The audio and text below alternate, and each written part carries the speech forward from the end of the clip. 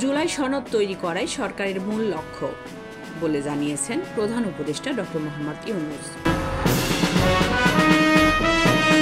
2025-26 অর্থ বছরের বাজেট 7,90,000 কোটি টাকা।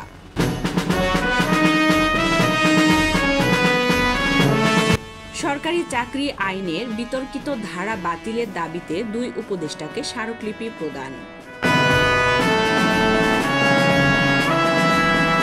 গাজীপুরের কাপাসিয়ার সরকারি শহীদ তাজ উদ্দিন আহমদ ডিগ্রি কলেজের নাম না পাল্টাতে নির্দেশনা দিয়েছে সরকার।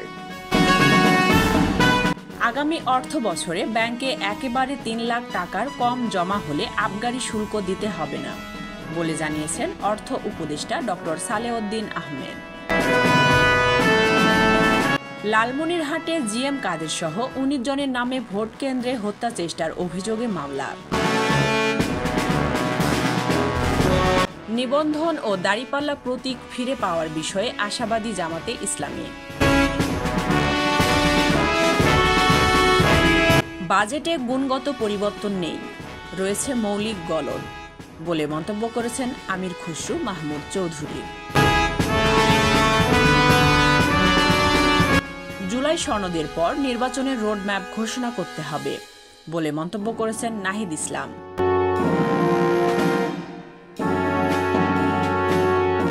হাইকোর্টে মেজর সিনহা হত্যা মামলায় সকল আসামির সাজা বহাল।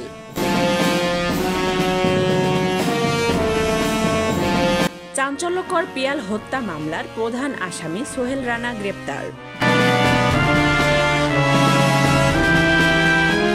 12 কেজি এলপিজির দাম কমল 28 টাকা।